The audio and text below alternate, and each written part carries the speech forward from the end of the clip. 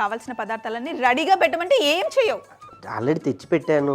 కాజు యొక్క గొప్పతనం విషయం నీకు చెప్పాలి. కాజుని మనం గనక ఉదయం 7ంటికి తీసుకుంటే ఆరోగ్యం బాగుంటుంది. రాత్రి 7 తర్వాత తీసుకోకూడదు. అది తీసుకునే విధానం వేరే ఉంటుంది.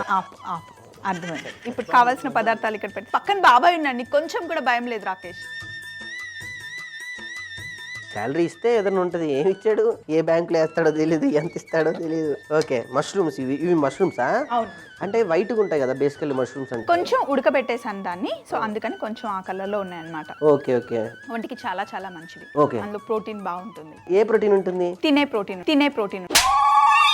తినేవేగా. ఓకే, గిన్నె పెట్టి.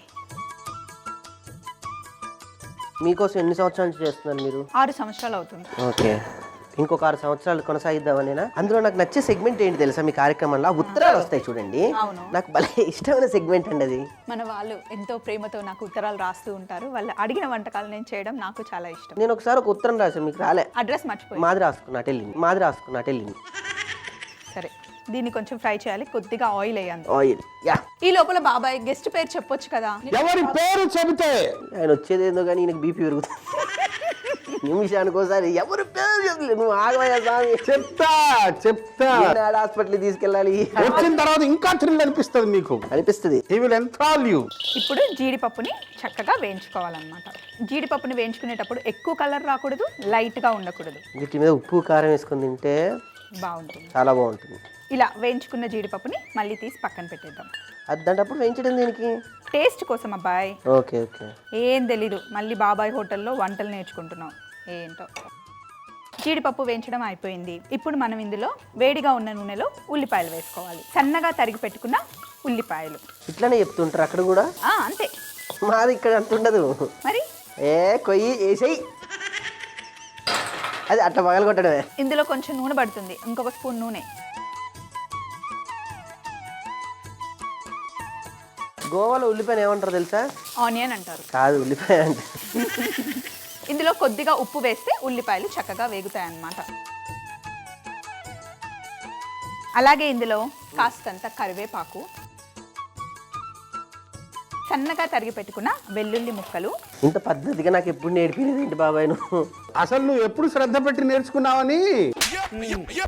ఇప్పుడు నేను నేర్పుతున్నాను, నేర్చుకో. ఇందులో ఏం వేశాను? అదే మన వెల్లుల్లి. ఆంటీ నేర్పిస్తుంది నేర్చుకో. పోనీ అక్కయ్య. Okay, done. చెల్లమ్మ. సో ఇప్పుడు ఇందులో అల్లం ముక్కలు వేసి బాగా కలుపుకోవాలన్నమాట. మంచి కలర్ వచ్చే వరకు వేయించుకోవాలి. ఇక నేను వేయించుతూ ఉంటాను. ఈలోపు అక్కడ అన్ని రెడీగా పెట్టాను చూడు ప్లేట్లో, అవన్నీ మిక్సీలో వేయాలి. ఒక్కసారి మన వాళ్ళకి చూపిద్దాం అందులో ఏమేమి ఉన్నాయో. నువ్వులు, వీటిని ఏమంటారంటే ధనియాలు, ఇది మినపప్పు, మిరియాలు. మొత్తానికి పేర్లు కరెక్ట్ గా నేర్చుకున్నావు అబ్బాయి. ఇది ఒక్కటి మాత్రం నాకు వచ్చి కరెక్ట్ గా. అవన్నీ మిక్సీలో వేసి చక్కగా ఉండదు, మాదంతా కొట్టుడే, దంచుడే. దంచుకొని వచ్చే. ఓకే అమ్మా. బాబాయ్ ఎలాగో అబ్బాయి బయటకు వెళ్ళాడు కదా, ఇప్పుడైనా గెస్ట్ పేరు చెప్పు బాబాయ్. ఎవరి పేరు చెబితే ముకాబుల్లా. వద్దు బాబాయ్, మీరు సైలెంట్ కూర్చుంటేనే బాగుంది. పాటలు మట్టి పాడకండి ప్లీజ్. సో ఇప్పుడు ఉల్లిపాయలు ఆల్మోస్ట్ వేగిపోతున్నాయి. ఇప్పుడు ఇందులో మనం ముందుగా కొంచెం ఉడికించి పెట్టుకున్న మష్రూమ్ ని ఇందులో వేసుకోవాలన్నమాట. ఓకే. ఉడికించినప్పుడు ఉప్పు పసుపు వేసావు కదమ్మా? కొద్దిగా పసుపు అలాగే కొద్దిగా ఉప్పు వేసాను బాబాయ్. వెరీ గుడ్ అమ్మా. ఉల్లిపాయలో మష్రూమ్ వేసి చక్కగా వేయించుకోవాలి. అలాగే ఇందులో కాస్తంత పసుపు కూడా వేసుకోవాలి.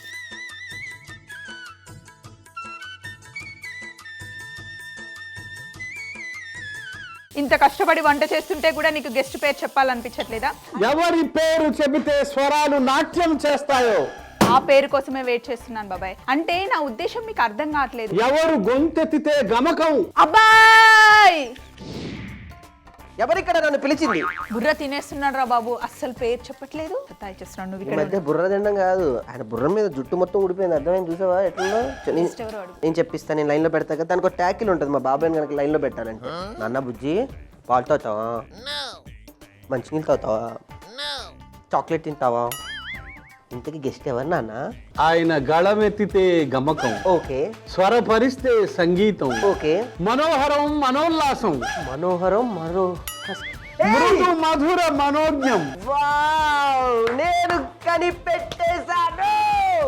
ఆమెకు చెవిలో చెప్పు. మా జబర్దస్త్ జడ్జి మను గారు వస్తున్నారు.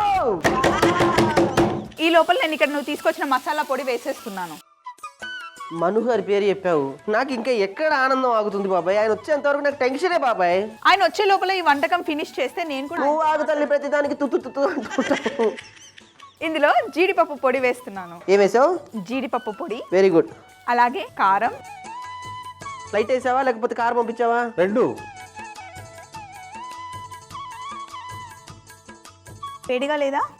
బా ముట్టుకుంటే కాలిపోయేటట్టుంది వేడిగా. ముట్టుకోకూడదు అందుకే. మష్రూమ్ కాజు ఫ్రై రెడీ అయిపోయింది.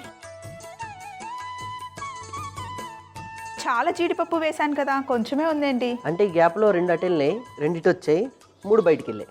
ఓ బాబాయ్ మామూలు వ్యక్తే. ఇలా తొంగి చూస్తున్నారు చూడు. కొంచెం కొత్తిమీర చల్లండి. చల్లుతున్నావు. చివరగా ఇలా కొత్తిమీర చల్లుకుంటే అయిపోయినట్టు.